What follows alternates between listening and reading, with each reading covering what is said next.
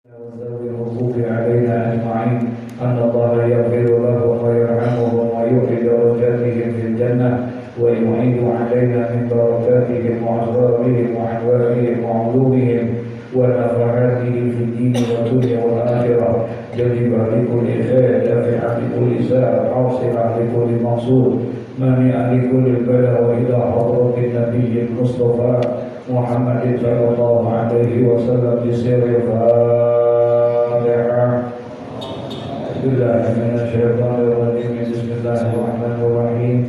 الحمد لله رب العالمين الرحمن الرحيم مالك يوم الدين إياك نعبد وإياك نستعين اهدنا الصراط المستقيم صراط الذين أنعمت عليهم غير المغضوب عليهم ولا الضالين آمين.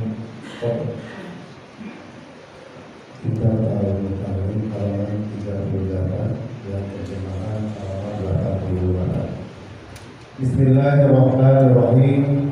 Faslun fil istifadati wa yanbaghi an yakuna talibul ilmi mustafidan fi kulli waqtin hatta yahsula lahul fadlu wa tariqul istifadati an yakuna ma'ahu fi kulli waqtin mihbaratun hatta yaktuba ma yasma'u minal fawaidil ilmiyati qila man hafidha farra wa man kataba syai'an qarra wallahu a'lam. Bismillahirrahmanirrahim. Alhamdulillahi rabbil alamin. Wassalatu wassalamu ala asrafil anbiya'i wal mursalin Sayyidina wa habibina wa zabiyina wa maulana Muhammadin wa ala alihi wa sahbihi ajma'in. Amma ba'du, qala Allah ta'ala fi kitabihil karim wa huwa asdaqul qailin. Rabbi shrah li sadri wa yassir li amri wahlul 'uqdatam min lisani yafqahu qawli. Rabbi yassir wa la tu'assir wa bitammin bi khair. Subhanaka la ilma lana illa ma 'allamtana innaka antal alimul hakim. Wa la hawla wa la quwwata illa billahil aliyyil azim. Faslun fil istifadati. Hadza faslun fi bayani al-istifadati. Inilah sebuah fasal di dalam menjelaskan dan menerangkan tentang mencari faedah. Wa yanbaghi an yakuna talibul ilmi mustafidan fi kulli waqtin hatta yahsula lahul fadl. Dikatakan dan dituliskan oleh pengarang, wa yanbaghi, dan seyogyanya, yakni sepantasnya, ayyakuna talibul ilmi, bahwa adalah orang-orang yang menuntut ilmu itu, kita maksudnya mustafidan, harus bisa mencari faedah, mencari manfaat fi kulli waqtin, pada setiap waktunya, hatta yasula lahul fadlu, sampai dia dapat berhasil untuk meraih baginya itu keutamaan, yakni wal kamalu fi ilmi, kesempurnaan ilmu. Jadi harus bagi kita orang yang menuntut ilmu harus bisa mencari faedah, mencari manfaat fi kulli waqtin, dalam setiap waktu, untuk menyempurnakan ilmu yang kita dapati. Carilah faedah itu, baik itu dengan teman kita, dengan orang lain, dengan apa saja yang bisa kita ambil manfaatnya, yang bisa kita ambil faedahnya. Nah, buat orang yang menuntut ilmu Harus ada di dalam dirinya itu tertanam satu keinginan untuk selalu mencari manfaat, mencari faedah.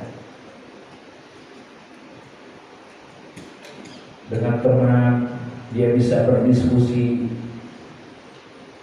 cari ya, bergaul dengan orang-orang yang punya kelebihan dibandingkan kita, yang banyak berdiskusi kita. Itu namanya kita mengambil faedah, dia mengambil manfaat, melihat apa yang ada di sekitar kita.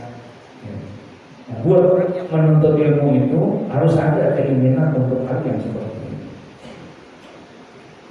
Jadi dia harus berusaha untuk menambahkan ilmu-ilmu yang dia dapatkan itu di luar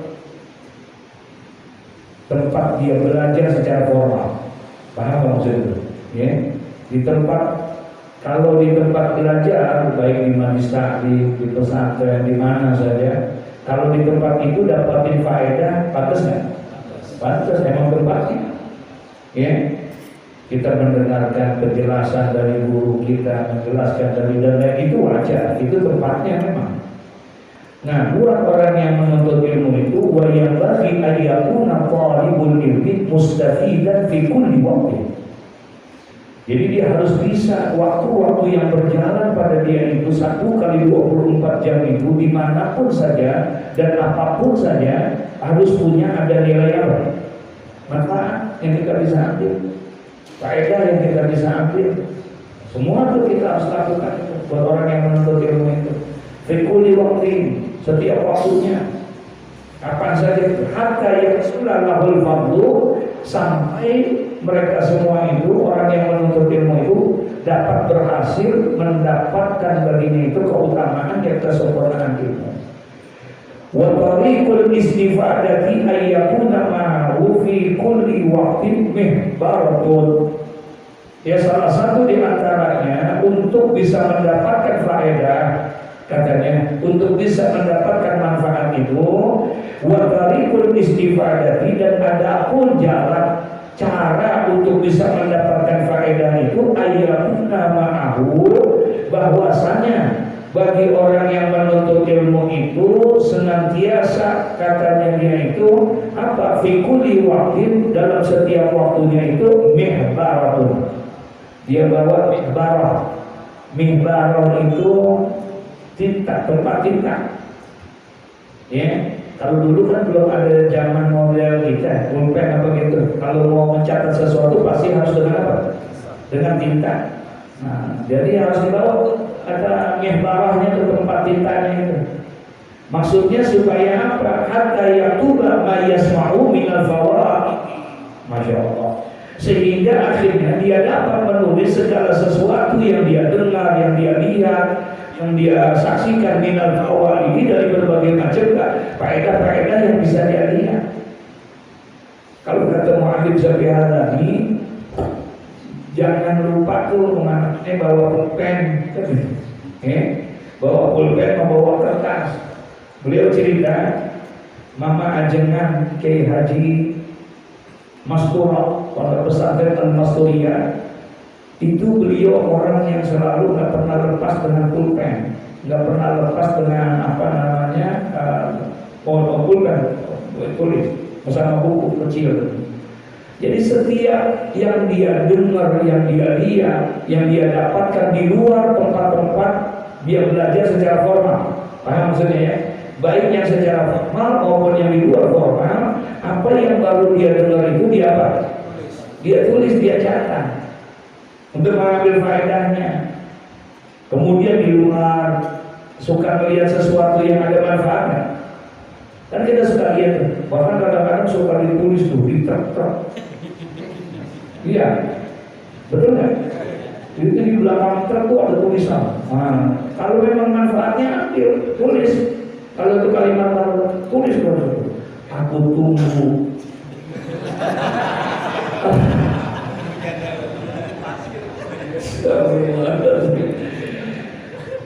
Itu ada manfaatnya bukan?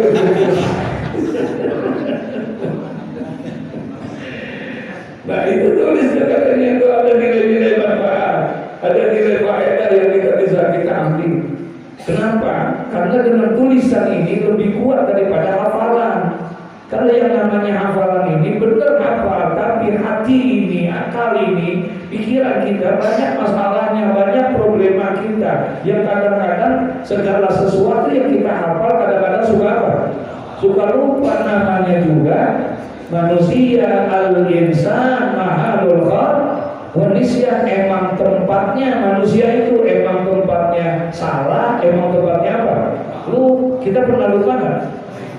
Hah? Kalau lupa urusan apa? Hah? Kalau udah urusan ngaji, urusan ibadah, udah sering makan kapannya? Kalau duit? Iya, kita begitu. Makanya disuruh tuh katanya mehbarah ini bawa. Sekarang kalau semua bawa tinta kan, bawa apa? Bawa pulpen, handphone. Ini sekarang kemajuan teknologi terus berjalan sehingga kita bisa manfaatkan. Jangan kita salah gunakan ini banyak manfaatnya buat kita. Rabbana ma khalaqta hadza batila. Semua yang diciptakan oleh Allah tidak ada yang sia-sia, bisa kita manfaat. Tergantung bagaimana kita menggunakannya, tergantung bagaimana kita memanfaatkannya. Ya. Kalau kita bisa manfaatkan dari sini, masya Allah, dari sini kita bisa mendapatkan yang nilai-nilai manfaat buat diri kita.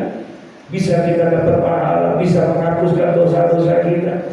Tapi dari sini juga kita bisa menambah dosa kita, bahkan bisa menjerumuskan kita. Semuanya tergantung. Nah, tinggal buat orang yang menuntut ilmu sudah sepantasnya dia harus bisa mengambil yang namanya mustafidan. Dia mencari faedah, manfaat di mana saja kita inginkan. Dan itu lebih kuat, kalau ditulis itu lebih kuat, direkamnya, rekamannya itu lebih kuat dibandingkan dengan menghafal. Bukan gak bagus menghafal, bagus gak? Bagus menghafal, tapi daya kemampuan otak kita, apalagi wa ma nu'ammir nunakismu fil khalqi. Orang kalau udah semakin dipanjangin umurnya semakin apa? Semakin berkurang. Ya, daya ingatnya kurang, daya ininya kurang. Ya begitulah manusia, emang udah sudah lupa kita dengan itu. Nah, kalau tulisan itu lebih kuat. Makanya Imam Syafi'i radhiyallahu taala anhu, yang beliau ini subhanallah, Imam Syafi'i itu kalau lagi belajar sama gurunya Imam Malik, kalau dia lagi dengerin itu, dia nggak bawa pulpen, dia nggak bawa itu, dia selalu tuh dia tulis di tangannya. Apa yang disampaikan oleh tuan gurunya Imam Malik, udah ditulis pakai tangan. Ditulisin sama dia apa yang di ini. Padahal nggak bawa pulpen di Imam Syafi'i. Dia nggak bawa pulpen. Jadi Imam Malik pernah lihat kayak begitu. Ini orang kagak pakai pulpen, tapi tulis pakai apa? Pakai tangan. Sehingga ditanya sama Imam Malik, kata Imam Malik, ya Syafi'i, apa yang kau lakukan? Kan kau bawa pulpen, bawa buku. Iya, tuan guru kata Imam Syafi'i, saya nggak bawa, saya lupa semua, saya supaya biar melekat, kau melekatnya. Beda buat saya ini, saya apa yang diinginkan saya coba bertulis. Selain saya hafalkan, saya tulis apa yang disampaikan. Padahal ada tulisannya kan? Nah, semakin gerakin aja supaya masuk ke dia itu lebih kuat. Itu Imam Syafi'i. Maka Imam Syafi'i ini murid yang begitu disayangi oleh Imam Malik. Jadi Imam Syafi'i ini punya guru Imam Malik. Imam Malik punya guru Imam Hanafi. Bahkan jadi Imam Hanafi punya murid Imam Malik. Imam Malik punya murid Imam Syafi'i. Imam Syafi'i punya murid Imam Ahmad bin Hanbal. Jadi silsilah masyayikh, silsilah gurunya nyambung semuanya. Ya, semuanya nyambung. Ya, Imam Hambali belajar sama Imam Syafi'i, Imam Syafi'i belajar sama Imam Maliki, Imam Maliki sama ini. Dan wajar kalau memang ada perbedaan pandangan dan lain sebagainya. Satu hal yang ini, kalau masalah furu' memang berbeda pandangan. Banyak antara guru dengan murid, murid dengan guru. Beda pandangan, wajar. Imam Syafi'i beda pandangannya. Pernah satu hari debat diskusi Imam Syafi'i gurunya Imam Malik tentang rezeki. Kata Imam Syafi'i, tuan guru, tidak akan mungkin kita bisa mendapatkan rezeki kalau tidak ada usaha. Jadi harus ada usaha, harus ada ikhtiar biar dapat apa? Rezeki. Jadi apa yang guru sampaikan itu tadi tidak bisa guru. Jadi mesti harus ada, kata Al-Quran dari Imam Syafi'i, harus ada usaha untuk bisa dapetin apa? Rezeki. Kata Imam Malik, ente belum sampai ilmunya. Gitu, ya? Enggak juga, rezeki bisa aja datang. Enggak bisa kata Imam Syafi'i, harus dengan apa? Dengan usaha, enggak bisa kita. Akhirnya perdebatan putus. Ya, masing-masing mempegang pandangannya. Nah, Imam Syafi'i pulang. Ketika dia pulang, kemudian di tengah perjalanan ada orang panen korma, bukan korma panen segala macam. Nah, ini akhirnya dilihat dari Imam Syafi'i dipanggil. Anak muda sini. Ente bisa bantuin aneh nggak? Kalau ente bantuin aneh, ntar aneh kasih koma. Ya, benar gimana? Dari karyawannya dari oh iya baik. Dibantuin sama Imam Syafi'i. Kemudian ketika Imam Syafi'i bekerja membantuin dia, dikasih tuh korma hadiah. Girang Imam Syafi'i dapat apa? Dapat korma. Girangnya bukan karena dapat korma. Girangnya dia bisa membuktikan tentang pendapat dia bahwa tidak mungkin saya dapat korma kalau tidak berusaha, nggak bantuin dia. Ketika saya bantuin dia, saya bekerja sama dia, dikasih saya korma. Ini yang saya mau buktiin sama siapa? Sama gurunya. Gak jadi pulang Imam Syafi'i, pergi ke rumah gurunya, balik lagi bawa ke korma dengan bangganya Imam Syafi'i untuk membuktikan apa? Ini pendapat gue yang benar. Assalamualaikum Tuan Guru, mohon maaf Tuan Guru, ini udah anggur gede-gede, silakan Tuan Guru. Dah, saya pengen buktiin ini anggur bahwa pendapat saya lebih benar daripada pendapat guru. Maksudnya gimana? Iya, guru tadi saya berpendapat nggak akan mungkin rezeki dapat kecuali harus apa? Dan saya berbukti.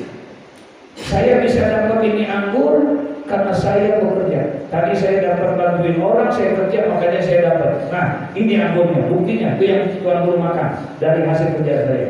Oh gitu. Kata gurunya enggak juga. Aneh nggak kerja, dapat yang anggur begitu. Paham nggak maksudnya? Iya. Imam Syafi'i dapat anggur harus apa dulu? Iya.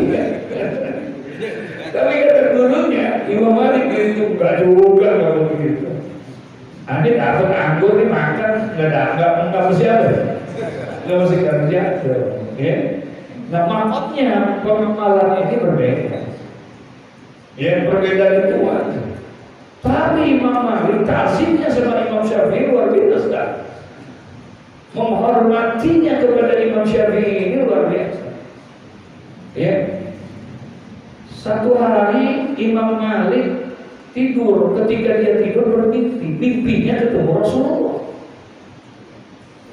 Mimpinya ketemu Rasulullah. Apa kata Rasulullah di dalam mimpinya? Ya Malik, balik salami ila Syafi'i. Kata Rasulullah di dalam mimpinya, hai Malik, tolong sampaikan salam aku untuk Syafi'i, buat muridnya. Rasulullah pesan sama Imam Malik ke gurunya, tolong ente sampaikan salam hormatku kepada siapa? Syafi'i. Yang dari kepala ini Imam. Masya Allah, Rasulullah begitu mengagumi siapa? Imam Syafi'i, sampai-sampai dititipin salam, sampai-sampai dititipin salam. Akhirnya karena Imam Malik udah tua, ya, kemudian Imam Malik panggil pembantunya. Pembantunya dipanggil, kata Imam Malik, ente tolong datang ke rumah Syafi'i. Aneh gak kuat sampaikan sama dia, aneh gak bisa ke sana. Ya, aneh mau titip salam, sampaikan bahwa Imam Syafi'i ada salam dari Rasulullah. Semalam saya tidur bermimpi ketemu dengan Rasulullah dan Rasulullah menitipkan salam buat Syafi'i, sampaikan dari aku. Jalan dari momentumnya ke rumah Imam Syafi'i. Ketika sampai di rumah Imam Syafi'i disambut, ada apa? Kata pembantu itu, saya datang di sini ditugaskan oleh Tuan Imam Malik bin Anas. Ada Malik bin Anas, ada Anas bin Malik. Beda nih. Ya. Kalau Anas bin Malik sahabat. Kalau Anas bin Malik sahabat. Lama dia sama Nabi, 11 tahun Anas bin Malik. Dari umur 11 tahun ke 10 tahun dia sudah bersama Rasulullah. Umur 10 tahun sampai Nabi meninggal dunia umur 63 tahun. Ketika Nabi meninggal umur 63 tahun, Anas bin Malik umurnya 21 tahun. Jadi kira-kira udah berapa lama tuh? 11 tahun dia bersama dengan Nabi Muhammad. Nah itu Anas bin Malik sahabat. Kalau ini Malik bin Anas. Malik bin Anas ini salah satu mujtahid di antara yang 4. Imam Hanafi, Imam Maliki, Imam Syafi'i, Imam Hambali. Nah ini Malik bin Anas. Jadi kata dia, saya disuruh sama tuan saya, Tuan Malik bin Anas, untuk datang ke rumahmu, bahwa Tuan Malik bin Anas ini semalam tidur bermimpi berjumpa dengan Rasulullah, dan Rasulullah menitip salam kepada Imam Malik untuk sampaikan salam Rasulullah kepada engkau. Ya, kepada engkau. Masya Allah. Imam Syafi'i dengar begitu kira nggak? Dia benar, karena yang menyampaikan salam itu siapa? Rasulullah yang menyampaikan, dan itu yang bermimpi ada gurunya. Nggak mungkin dia berdusta begitu. Saking girangnya, apa kata Imam Syafi'i? Ente udah ngasih kabar gembira aneh, ya? Ente udah membawa kabar berita gembira buat aneh. Sekarang aneh pengen kasih hadiah buat ente. Apa hadiahnya? Dikasihlah baju yang dipakai oleh Imam Syafi'i buat pembantu ini, dipakai buat dia. Ini baju yang aku pakai, kemudian dikasih kepada orang ini. Ini pembantu senang nggak? Senang, dapat baju dari Imam Syafi'i. Pulanglah dia, ditanya sama Imam Malik, udah kamu datang ke sana? Udah. Terus udah ketemu? Udah. Bagaimana dia? Iya, saya udah sampaikan dan dia gembira sekali. Saking gembiranya dia kasih hadiah kepada saya. Apa hadiahnya? Hadiah bajunya Syafi'i. Bajunya Syafi'i ya. Boleh aku pinjam nggak? Kata Imam Malik. Boleh nggak aku pinjam? Kenapa? Ternyata dicuci itu baju, kemudian airnya diminum oleh Imam Malik. Karena baju ini ada baju Syafi'i yang diperhatikan sama Rasulullah SAW. Ya, sampai begitu kan. Menghormatinya luar biasa. Takzimnya. Ya, satu sisi takzimnya, sebetulnya takzimnya kepada Rasulullah. Kenapa dia bisa menghormati Rasulullah? Karena ada cinta sama Rasulullah. Tumbuh cinta dia kepada Rasulullah. Sehingga karena cinta itulah dia bisa menghormati, dan dia bisa ini kan orang yang dia cintai. Jadi kita nggak mungkin bisa menghormati daripada sesuatu kalau kita tidak mencintai sesuatu. Jadi untuk bisa seperti itu harus mencintai dulu. Paham kan maksudnya? Karena dia mencintai Rasulullah, jadi takzimnya kepada Rasulullah begitu tinggi. Begitu tinggi. Imam Maliki, beliau meminta itu kenapa?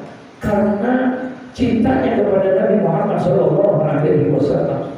Nah, karena Rasulullah berpesannya salah kepada siapa? Imam Syafi'i. Maka itu yang diambil kemanfaatannya oleh Imam Malik, Masya Allah. Jadi begitulah ya thariqahnya para ulama-ulama terdahulu itu. cara mencintai dan mentakzimi segala sesuatunya seperti itu. Ya. Jadi Imam Syafi'i dengan Imam Syafi'i sering menulis dia dengan tangan supaya ingatannya lebih tadi. Gitu. Ini Imam Nawawi, bukan Imam Nawawi, Syekh Nawawi. Ada Imam Nawawi, ada Syekh Nawawi. Makanya dibedain. Nah, ada Nawawi yang cukup besar, dua-duanya ini ulama besar. Yang satu Imam Nawawi, yang satu Syekh Nawawi. Yang dimaksud dengan Imam Nawawi adalah Syekhul Islam, As-Saraf Abu Zakaria, As-Saraf Abu Imam Nawawi yang mengarang kitab Riyadhus, itu disebutnya Imam Nawawi. Kalau Syekh Nawawi maksudnya Syekh Nawawi Al-Baghdadi. Ya, Syekh Nawawi Al-Baghdadi. Itu kalau kita baca anaknya Syekh Nawawi Al-Baghdadi, kelebihan dan keutamaannya luar biasa. Ya, salah satu di antaranya dengan Habib Usman bin Yahya. Jadi ketika Imam Syekh Nawawi itu datang, ada masjid di mana masjid itu masjid Habib Usman bin Yahya. Dia masih kecil. Ini Imam Nawawi, Syekh Nawawi, kemudian Syekh Nawawi bilang, Habib, mohon maaf Habib, kayaknya kiblatnya kurang geser dikit. Kalau kata kita dulu anak kecil so tahu, gitu, ya. Dari mana yang beda? Itu dia katakan kelihatan Ka'bah, itu ditutup Syekh Nawawi bersama Habib Usman ya. Kelihatan itu apa? Kopi dia bukan digeser itu. Saya tahu bisa tuh kelihatan Ka'bah dari Kokojan. Ini Masya Allah, wali-wali Allah. Beliau sering naik onta.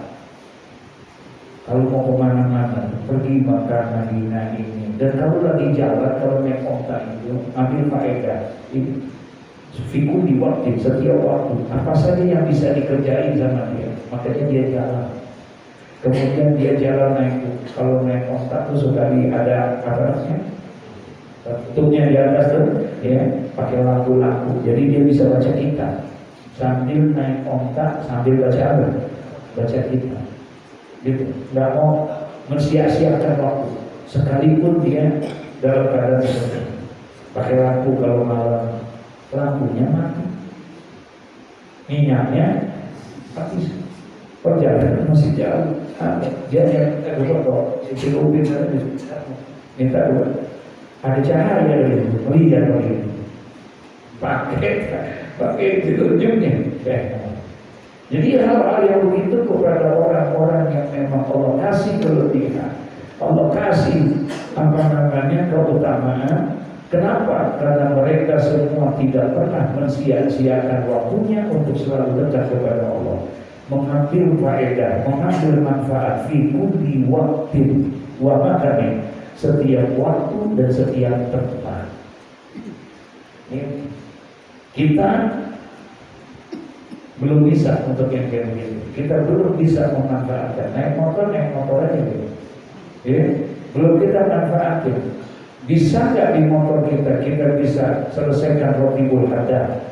Bisa nggak di motor kita selesaikan salawat kepada Nabi Muhammad SAW? Nggak bisa kita. Kita asik dengan ini. Pakai sih headset. Cuman ayo tik-tik. Gitu pakai lagi. Padahal kita jalan, kita kurang mengambil manfaat itu semua. Kita kurang mengambil manfaat. Coba kita pakai gunain. Nah, mereka para wali-wali Allah itu, para ulama-ulama itu selalu terjaga dia. Mohon maaf, dia terjaga, dia nggak mau sia-siain. Gitu. Memang secara khusyuk nggak bisa khusyuk. Zikir kan kata Imam Ghazali, zikir itu ada 4 tingkatan, ada 4 maratib, ada 4 derajat tingkatan. Ada zikir hanya dengan lisan, hanya dengan lisan saja. Allah. Tapi ada zikir itu juga dengan lisan dan dengan hati. Takafulan, dengan cara dipaksa. Ada orang ingin berzikir supaya lisannya zikir, hatinya juga zikir, tapi caranya dengan memaksakan dulu. Karena kalau udah dipaksakan nggak bisa. Bagaimana caranya? Zikirnya kalau tertentu, lampunya dimatiin, orang dihindari, supaya dia bisa berzikir, menghadirkan hatinya dia. Paham nggak maksudnya? Itu dengan cara yang apa? Dipaksa. Zikir dengan cara terpaksa supaya hatinya juga ikut serta. Bihuduril qalbi, dengan hadir hatinya dipaksain. Itu tahap awal. Yang ketiga kata Imam Ghazali, ada orang yang berzikir itu karena sudah bisa, itu nggak pakai dipaksain, emang udah bisa menghadirkan itu, nggak usah pakai dimatiin lampu, nggak usah pakai diiniin, udah bisa dengan lisannya, dengan hatinya. Kalau dia tingkatannya udah tinggi lagi tuh yang begitu, ya, untuk menghadirkan itu. Nanti ada lagi yang udah nggak perlu pakai yang kayak tahu udah hadir aja semua yang diucapkan, tingkat yang paling tingginya itu. Nah jadi zikir itu bisa. Nah memang katanya zikir yang hanya dengan lisan itu lebih sedikit nilai faedahnya dan lebih sedikit nilai manfaatnya, karena hanya dengan apa? Dengan lisan. Tapi itu lebih baik kata Imam Ghazali daripada orang yang tidak apa? Berzikir. Zikir itu lebih baik yang begitu, lebih baik dengan lisannya daripada orang yang meninggalkan zikir. Ya kita gak khusyuk, gak apa-apa. Yang penting zikir. Ya. Nah kalau naik motor bisa khusyuk kan? Hah? Gak bisa. Tapi zikir bisa kan? Bisa. Nah sekarang kita, bagaimana caranya zikir yang kita baca dengan lisan kita, walaupun tidak khusyuk tapi nilainya besar di depan Allah. Apa? Sholawat. Membaca sholawat. Karena sholawat ini sekalipun dia tidak bihuduril qalbi, sekalipun tidak menghadirkan hati, bacanya dalam keadaan yang tidak khusyuk, tetap nilainya besar di hadapan Allah. Karena kemuliaan daripada apa? Sholawat, keberkahan sholawat. Ada hadis gini, atani atin min indi rabbi azza wa jalla. Kata Nabi, telah datang kepadaku satu utusan min indi rabbi azza wa jalla, yakni satu utusan yang diutus oleh Allah, Tuhan yang maha perkasa, Tuhan yang maha agung. Ada utusan datang kepada Nabi Muhammad. Maksudnya malaikat Jibril. Malaikat Jibril datang kepada Nabi Muhammad. Faqala, kemudian berkata, ya Rasulullah, man shalla alaika min ummatika. Wahai Rasulullah, barang siapa yang membaca sholawat kepadamu min ummatika, daripada umatmu, sholatan, satu sholawat. Berapa? Satu sholawat. Kata malaikat Jibril, ya Rasulullah, barang siapa yang membaca sholawat kepadamu daripada umat-umatmu, satu sholawat saja, kata Allahu lahu biha asra hasanatin, maka Allah akan memberikan kepada orang itu yang membaca sholawat kepada Nabi daripada umatmu berapa kali? Satu kali, asra hasanatin, 10 kebaikan Allah berikan buat dia. Bacanya berapa? Allah kasih 10 kebaikan. Bahkan wa maha anhu sayyi'atin, Allah akan hapuskan 10 dosa-dosa. Wa rafa'a lahu darajatin, Allah juga tambahkan 10 derajat, dinaikkan derajatnya oleh Allah dengan sebab baca salawat berapa kali? Satu kali. Satu kali itu Allah berikan begitu kelebihan karena kemuliaan dan keistimewaan salawat.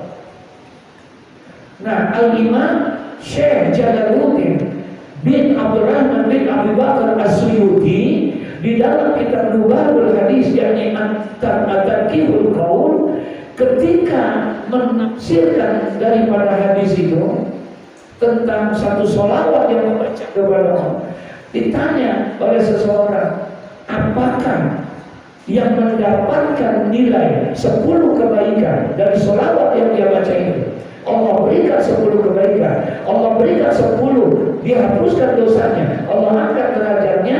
Apakah membaca syaratnya ini harus bihuduril, harus dengan menghadirkan hati, harus khusyuk baru dapat itu?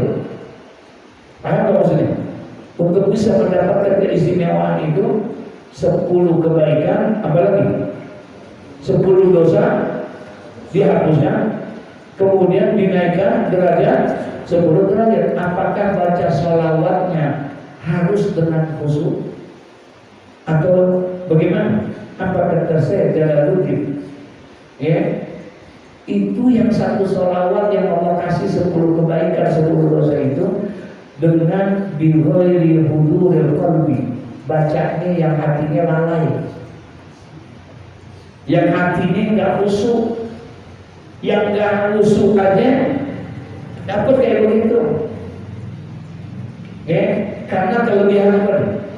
Sholawat, keistimewaan sholawat.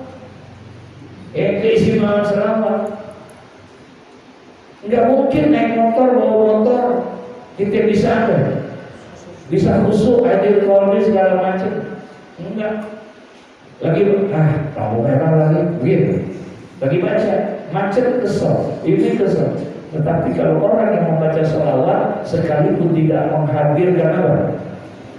Kekhusyukan hatinya. Maksudnya apa ini? Mustafidah, mengambil manfaat, mengambil faedah fi kulli waktin, pada setiap apa? Waktu, wa fi kulli makan, pada setiap tempat.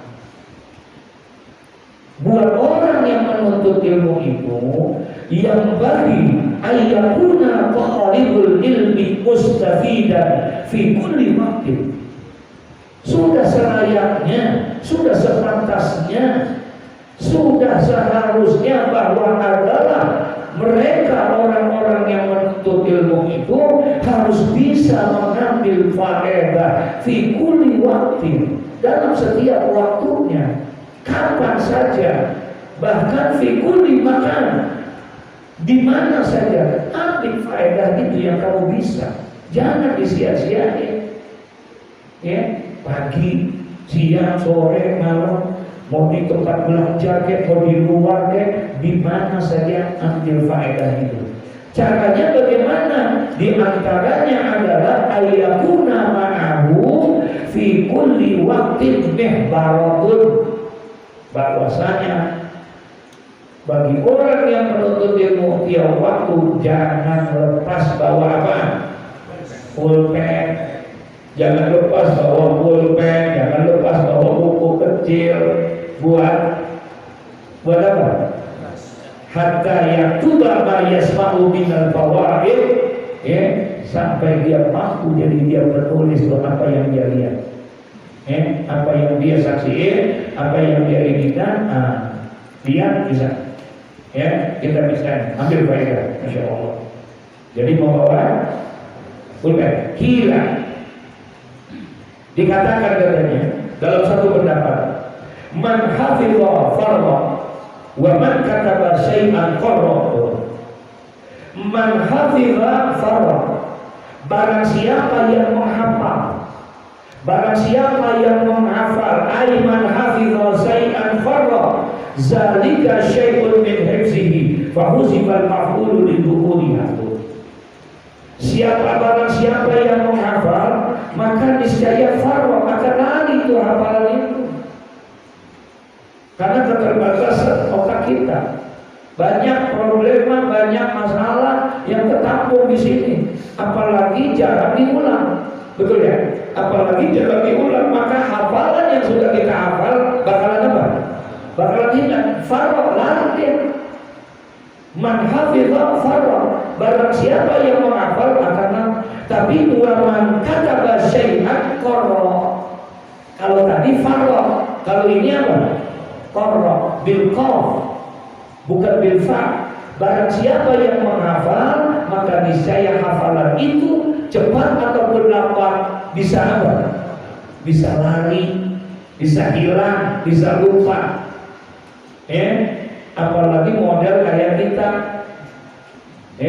Emang kalau ibarat kaset apa?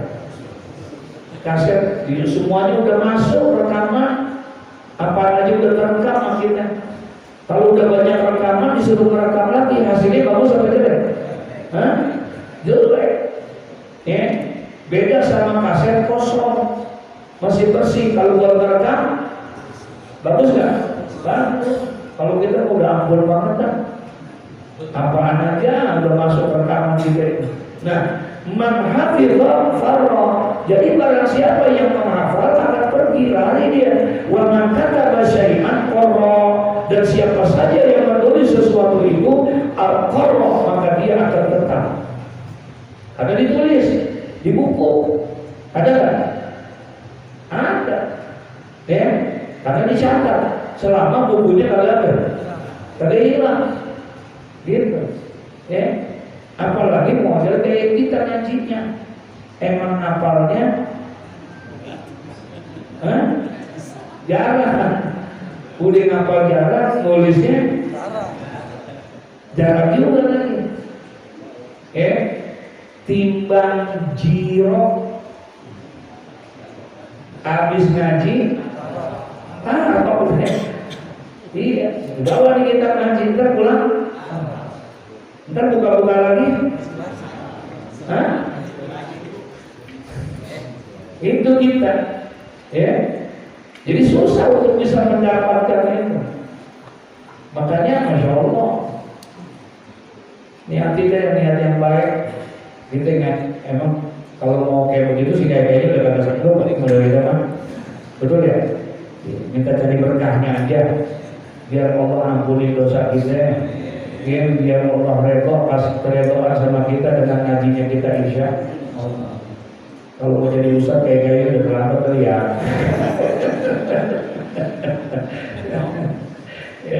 Iya, udah, masya Allah, minta berkahnya aja, tapi masya Allah luar biasa. Wa man kataba syai'an qarra. Jadi barang siapa yang menulis pasti akan apa? Akan kekal, katanya istaqarra dzalika syai'. Dia akan kekal itu, enggak hilang, tulisan itu enggak hilang, ya. Wa qila al-ilmu ma yukhadhu min afwahir rijal li'annahum yafaduna ahsana ma yasma'un. Tuh katanya, ya. Kemudian katanya dikatakan, ya, oleh sebagian ilmu itu, ya, al-kamilul hasanu ma yu'khazu min afwahir rijal. Ilmu yang sempurna lagi bagus adalah ma yu'khazu min afwahir rijal, adalah sesuatu yaitu ilmu yang dapat diambil dari mulut-mulut para pria-pria yang sejati. Ya, pria yang sejati itu apa? Al-mahiratil kadhibi, yaitu orang-orang yang pandai dan lagi sempurna orangnya. Kenapa? Li'annahum yahfazuna ahsana ma yasma'una, ya. Dan mereka itu bahwasanya mereka menghafal yang paling bagusnya sesuatu yang mereka dengar, dan mereka mengatakan katanya wa yaquluna ahsana ma yahfazun, dan mereka mengatakan yang paling bagusnya yaitu sesuatu yang mereka hafal. Jadi belajar dari orang yang seperti itu bagus, dia menghafalnya rajin, ini itu dan lain sebagainya, ya, insyaallah. Wa sami'tu Syekhul Adib al-Ustaz Zainul Islam al-Ma'ruf bil Adib al-Mukhtar yaqulu, ya, katanya dikatakan itu Syekh Adib al-Ustaz Zainul Islam yang terkenal dengan julukan daripada bil Adib al-Mukhtar, seorang pendidik yang terpilih. Beliau pernah berkata, apa katanya? Wa qala Hilal bin Yasari raihatun Nabi sallallahu alaihi wasallam yaqulu bi ashabihi syai'an min al-ilmi wal hikmah. Faqultu ya Rasulullah a'id li ma qultu, ya, faqultu ma mali mihbaratun. Jadi katanya ada berkata Sayyidina Hilal bin Yasar, ya, seorang sahabat Nabi sallallahu alaihi wasallam, ra'aitu Nabi sallallahu alaihi wasallam yaqulu li ashabihi syai'an min al-ilmi wal hikmah. Kata dia, kata Sayyidina Hilal, dia pernah melihat Nabi Shallallahu Alaihi Wasallam menyampaikan perkataannya kepada para sahabat beliau, ya, minal ilmi wal hikmah, dari perkara masalah ilmu dan masalah hikmah, ya. Fakultu, lalu saya bertanya, ya Rasulullah, wahai Rasulullah, mohon maaf, bisa diulangi tidak perkataan kau tadi? Ini kata sahabat, Rasulullah menyampaikan sesuatu tentang ilmu, tiba-tiba dia tuh bilang, ya kalau dia nggak dengar mungkin, jadi minta diapain? Minta diulang. Ya Rasulullah, apakah bisa diulang ya Rasulullah? Aikadir amrul minal i'adah. Jadi dia meminta kepada Rasulullah untuk mengulangi.